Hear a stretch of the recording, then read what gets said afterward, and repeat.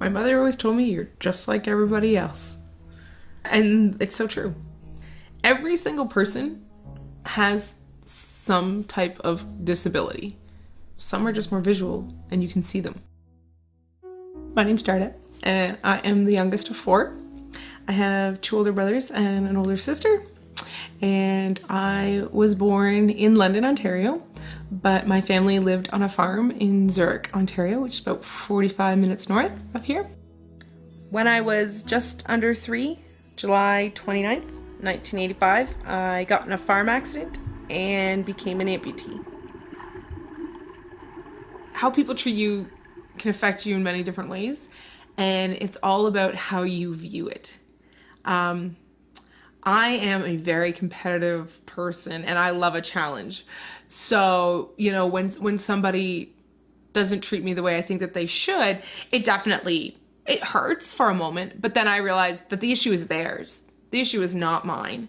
And, you know, it challenges me to get out there and to break down those barriers and to change those images that people have that are not always correct. I mean, yes, you're going to get a pity party sometimes from some people, and that's not what I want. I mean, I want to be accepted and I want to be viewed to have the same value as anyone else, and so that's what I strive to do, and that's how I personally treat everybody. I want people to respect me just because I'm a person, not because of these great accomplishments that I've had, because not everyone is going to have those accomplishments, but they still should be respected and valued.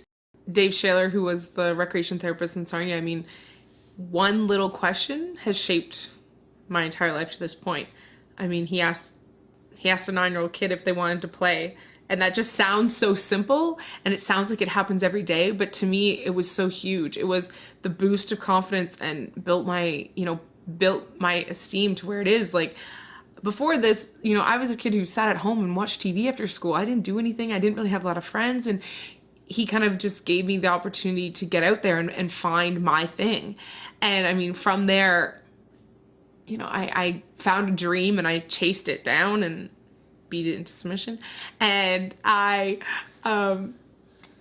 you know, I've traveled the world. I've met amazing people. I've done great things. I went on and became a recreation therapist myself. So I feel like he's had a huge impact on my life that came from something that seems so simple. I started motivational speaking in 2000.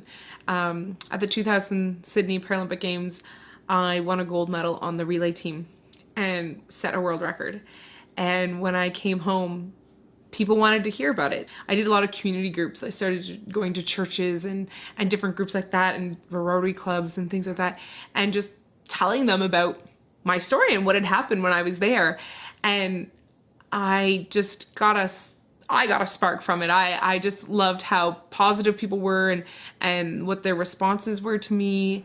And I had people coming up to me and telling me how much they loved my story and how much they enjoyed listening to me, and how it made them want to do things and set their own goals. And, you know, and to me that had a huge impact. And so it's just kind of something that I've just continued to do over the years. And I mean, my story has changed and evolved as time has gone on. And I think that I've kind of honed in on what my kind of key messages I want to get out there to the world are. My favorite quote in the whole wide world is, "Never grow a wishbone, daughter, where a backbone ought to be."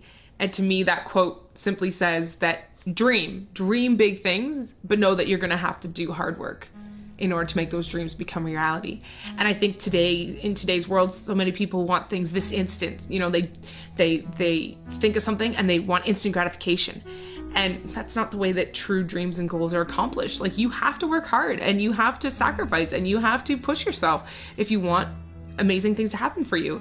And so that's the one big thing that I like to talk about. And then my other big message is, it's kind of appropriate for me, but it's all in the bounce. It's all in how you come back from things. Like, everyone is going to experience heartache, or everyone is going to experience moments when they fail.